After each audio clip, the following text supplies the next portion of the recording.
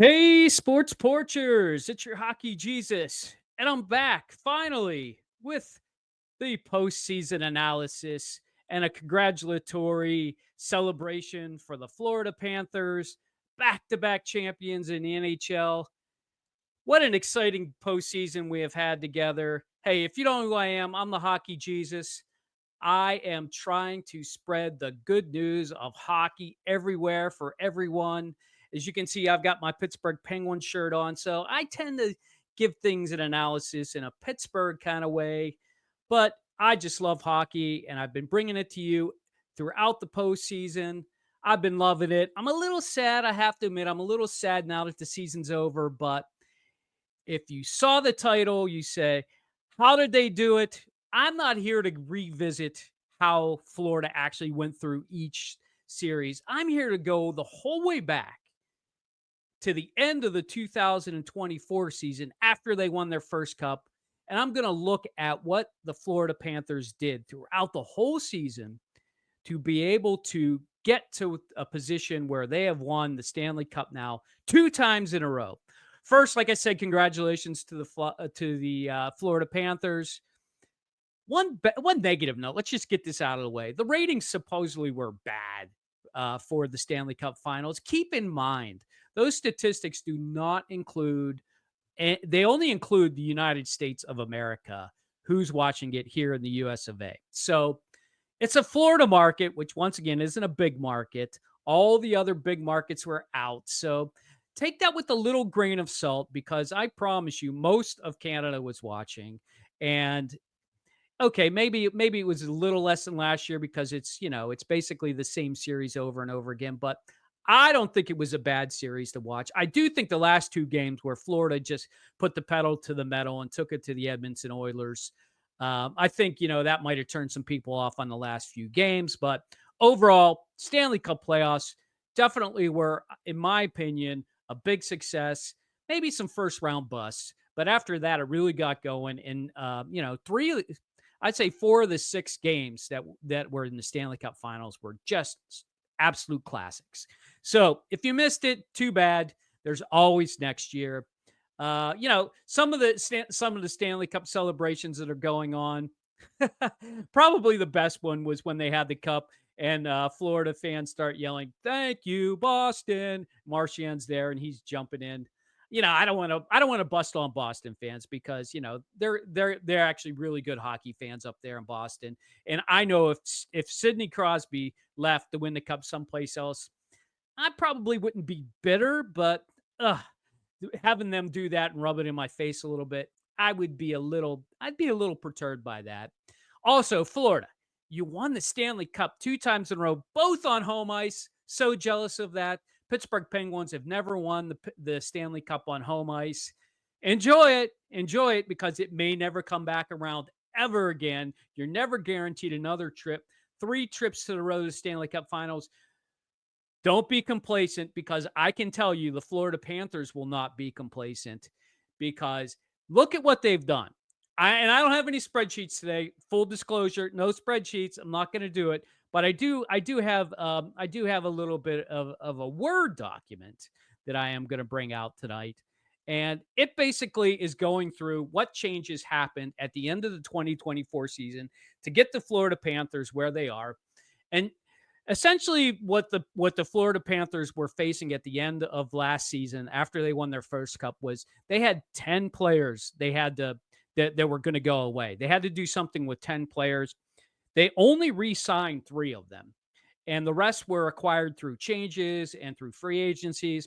This might give you a little bit of insight what's going to happen at the end of this season for Florida and actually what NHL teams should be copying, who they should be signing and who they might not be signing. I know it's always a function of, how much money they have under the cap and things like that.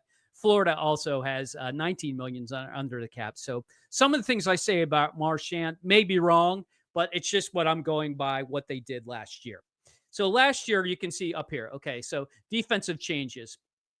They re-signed Kulikov. He was up last year. They signed him a 4-year, very affordable contract, $4.6 million. He's homegrown. He's one of the few homegrown Florida guys. And I think they probably kept him for that. Probably gave him a little bit of a discount there. But I mean, Kolikov's really not a top defenseman. He can play that middle pair, but mostly is a bottom line defenseman. So I think that's a good signing for them. They also lost Oliver Ekman Larson. He went to Toronto, and Brandon Montour signed a huge contract. I think it was with the Kraken. It might have been with Utah, but it was with one of those two teams. So they had to go out and get somebody, and they signed Nate Schmidt to basically a 1-year veteran minimum contract. And boy, wasn't he good for Florida this year. I mean, he was fantastic. He really got going with that team into the playoffs. Bottom line defense pair, honestly. So just a great pickup for them. He's on the list this year. He's a free agent this year, but they thought that maybe they could play this Juvis. I'm probably saying his name wrong. Juvis Balinskis. They signed him back in April of 2023, so a year before that from the Czech League. He played most of Charlotte the year, but this year he played quite a few games. He played 76 games for Florida this year. So he was their guy. That was the guy they were going with. They realized towards the end of the season he wasn't going to be enough if they wanted to make a run. That's why they went out and got Seth Jones at the trade deadline, and it cost them Spencer Knight. So it wasn't it was a good trade. Clearly, Seth Jones was excellent for them, and he signed for another 4 years. So, but they did lose their backup goalie in Spencer Knight, and Bob's only got 1 more year on his $10 million contract per year. So that might hurt. But what did they do? So in the goalie changes side, they did have Anthony Stolarz on their team last year, and he left. He went to Toronto. Isn't that ironic that both Oliver Ekman Larson and Anthony Stolarz went to Toronto, who almost took them out? They were the closest team to taking Florida out in the playoffs, but it wasn't enough. I digress. And then there's Spencer Knight. He was their backup plan throughout the season. He was pretty good for them in the backup, but they don't really need a backup. Bob was fantastic. So when they traded Spencer Knight, they had to get somebody, and they went out and got Vita Vanacek. They didn't need him. They didn't need him at all, but it's always good to have a backup goalie. Trust me, as a Pittsburgh Penguins fan, not having a backup goalie is a very bad idea. And they didn't do it. They didn't risk that. They went and got somebody. They paid a little bit of a price. They got this Patrick Gilles. I think that's how you pronounce his name, but he's a big guy, 6'5", 218. That's who they had to train San Jose to get Vanacek. They obviously feel comfortable with Gadjevich and Greer, so they felt like he was a little bit of a luxury, and they needed a plan just in case something happened to Bob. And it turns out they don't need Vanacek. Also a free agent at the end of the year. I don't think they're going to re-sign him. But their first line, their big re-signing last year was Reinhart, Sam Reinhart. He's their first line guy. They signed him to that 8-year, $69 million contract. He was 28 when he signed that deal. That's a little long for Florida. They don't tend to like to keep guys past their 30s. So that was a little surprising. They signed him to an 8-year contract, but it's probably what he wanted, so they gave it to him. Last year, they had no issues on the second line. Everybody was signed. That's that Kachuk, Bennett line, and Rodriguez. They got Bennett problems this year. We'll get to that in a second. So they didn't have to make any changes on the second line. The third line, they did sign Anton Lundell to a 6-year contract. Hey, he's only 23. That's a really good contract. 6 years, $30 million, $5 million a year. That's a really good signing. So they signed him. They signed him for a pretty affordable level there. I think that Reinhart signing is a little long, to be honest. But they're not worried about it. He worked out great this year for him, right? 4 goals in the final game. You'll take that every time. Their plan for and they lost Tarasenko last year. He ended up signing a 2-year, $9.5 million contract. I believe he went to Detroit. He's 33. There were no way they were going to re-sign a 33-year-old Tarasenko on the third line. And that's where I'm going with Marchand. We'll get there in a second. But they thought that they could put Boquist or Samoskevich into that position. They played there most of the season, and they recognized that it wasn't going to be enough. So what did they do? They go and get Brad Marchand. They traded him They got the Boston Bruins for a second round pick. That ended up turning into a first round pick because of all the games that Brad played and the fact that he made it through 2 rounds of the cup. So now it's a first round pick. So they got to give up a first round pick in 27 or 28. There's some things that go on with Chicago and some crap like that, but that won't be for a couple more years. I'm sure Florida doesn't mind that right now with the way Marchand did it. Never would have beaten Toronto. Was fantastic in the Stanley Cup Finals. Will they resign him? Stick around. I'm gonna get to that in a second. But here's where they made the big changes. The fourth line, their whole line disappeared. Stenlund, Lomberg, Lorentz. Remember Lomberg? He was pretty damn good for them, 2 years ago. And they're all gone. They all went. They didn't need them. They signed, Stenlund signed a 4-year, $8 million contract. Lomberg signed 2 for 4, and Lorentz barely hung on with somebody. He signed a 1-year veteran minimum contract. So that means they had to revamp they had to revamp that fourth line totally. So what did they do? They went out and got some guys. And here's where I think Florida is absolutely brilliant. They knew who they wanted. These guys must be looking at things throughout the year all the time, because to be able to jump on these free agents in July after just going through a Stanley Cup, they really have just a great talent for knowing who's going to fit in their system. And I think that's the secret sauce for Florida. I think they're very good at it. Look, they went out to get AJ Greer. They signed him. They signed Thomas Nosek and Jonah Gadjevic. They actually signed the year before. And, he was the second round pick. I think he's going to be around again next year. But I don't know. I'm not so, and I think Greer might be also, but Nosek, I think he signed a 1-year deal. I don't think he'll be back. I just don't see him being back here, but that's what they do. They go out and get different players for the fourth line, inject some enthusiasm, some guys who are hungry for the cup, who haven't been there, done that sort of thing. That's why I'm kind of on the fence with what they're going to do with Greer and Gadjevic. I know they're signed, but it's just kind of interesting what they're going to do with that. So I think those things that Florida does. And let's just get back here to the full screen.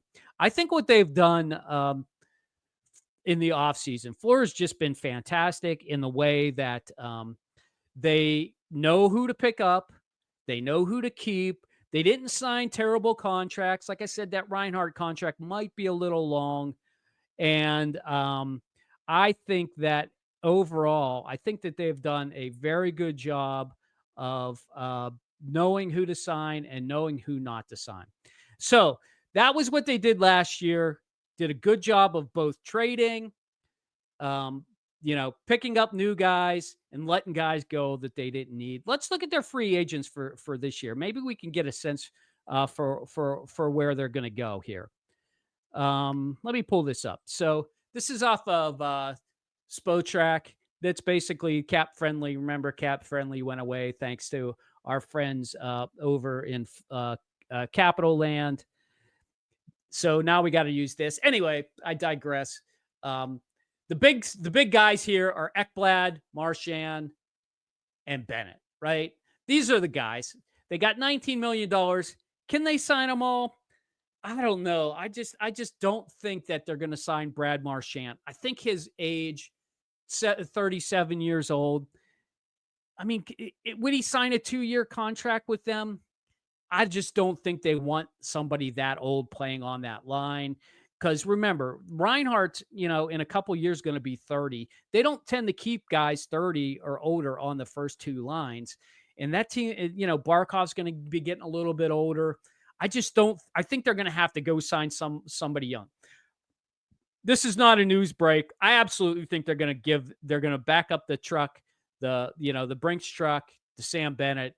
And he's already making $4.4 million. So what? They got to give him $6 million. They can give him that Marchand money and still have $19 million to play with.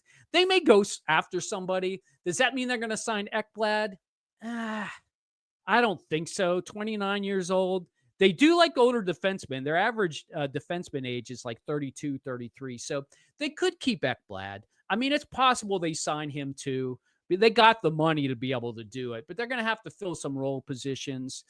and, Bob's up after this year. So as you can see, they don't really have too many problems brewing in the postseason like they did last year, and they do have a little bit more in the realm of the cap. So here's the deal. If you're an NHL team and you want to emulate, because the NHL is a copycat league, if you want to emulate what the Florida Panthers are doing, you have to have the talent to be able to spot who you want and who you can keep. And you have to mix it up. As you can see, the Florida Panthers did not keep the same team from last year. And I don't think they're going to keep the same team this year, but they do keep the core together and they know who can fit in where. And when they make a mistake, like they did, with the defenseman and, with who they had on the third line there with Boquist trying to fill in on the third line, they're not afraid to say, nope, that's not working. Let's go out and get somebody. And that's why they are two-time Stanley Cup champions. And that's how they did it.